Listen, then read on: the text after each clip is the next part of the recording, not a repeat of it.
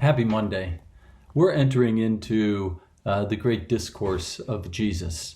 This is when he goes up to the upper room, right? It's 5 chapters long, chapter 13, 14, 15, 16, and 17 of the Gospel of John. It is a huge chunk.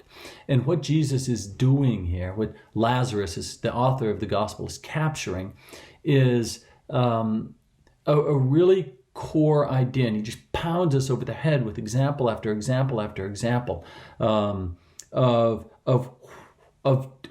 not worrying that God has abandoned you. All right. So this is Jesus saying to his best friends and his disciples, look I'm not leaving you. I'm like this, and I'm like this, and I'm like this, and I'm like this, and let me show you how to act so you remember in the world that you are not abandoned. This is what you do when you think you're abandoned, when you think you're alone. You serve somebody else. Let me show you how. So that's what we're getting for these 5 chapters. It is an absolute mission critical point to understanding God, that God is here. God is with us. God will never leave us. And to let these metaphors that Jesus will unwrap, and we'll get to them as we go through this over the next, who knows how long the way I teach. But we're going to go through. But the idea, if you take nothing else away, is do not fear abandonment. And that goes in every single aspect of your life. That goes the abandonment that you lose someone through death, the abandonment that somebody that you love leaves you, the abandonment of an ideal you have or a dream that you have. Do not, things will leave, things will go away, but do not let those things cause you disquietude, because God will never abandon you. That's the point. Let's start reading here. We'll get into it a little bit. Chapter 13. Now before the festival of Passover, Jesus knew that his hour had come to depart from the world and to go to his Father. So he knew it because he knew when he was going to be in confrontation with the power structure, they will kill him.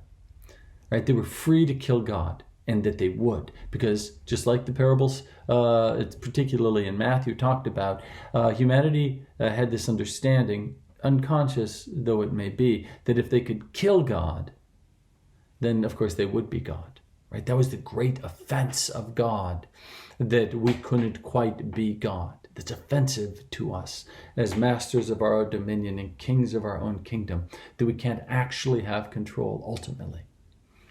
If you can kill God, then you can have that. But of course you can't kill God. God loves us more than that. Having loved his own who were in the world, Jesus loved them till the end. And this is the love dinner, right? The love feast, the agape meal that Jesus is going to unfold. Now he goes on to say, the devil had already put into the heart of Judas Iscariot, son of Simon Iscariot, to betray Jesus. And during supper, Jesus, knowing that the Father had given all things into his hands, and that he had come from God and was going to God, got up from the table and took off his outer robe and tied a towel around himself. Jesus knows what's going to happen. There's the devil in the world working to call us out of relationship with God, and this devil had tempted Judas, and Judas had taken the bait. Jesus knew he was going back to God and that he must leave his disciples with something to hold on to, so he takes off his outer garment and he wraps a towel around his waist. And then he pours water into a basin and begins to wash the disciples' feet and to wipe them with the towel that is tied around him. And he came to Simon Peter, who said, Lord, are you going to wash my feet? Jesus says, you do not know now what I am doing, but later you will understand. And Peter says to him, you will never wash my feet. Jesus answers, unless I wash, you have no share with me. Right? Jesus came to save us. And part of saving is service. The way we respond when we feel we are disconnected in any way. If we have any fear in our heart, if we have that sense of abandonment, then we serve. Peter did not get that. Jesus said, you will. Remember, at the very end, we're going to get to this. Jesus says, feed my sheep. Right? That is the act of service that Peter didn't understand here at the time. Verse 9, Simon Peter said, Lord, not my feet only, but also my hands and my head. And Jesus says, one who is bathed does not need to wash except for the feet, but is entirely clean. You are clean, though not all of you. So you have to remember, before they came to the dinner here, they all washed, right? That was their tradition, to bathe, to clean themselves. And Jesus says, okay, you've all cleansed yourself. Like, I'm not cleaning your whole body because you cleaned yourself before you came, but your feet are dirty because you walked outside.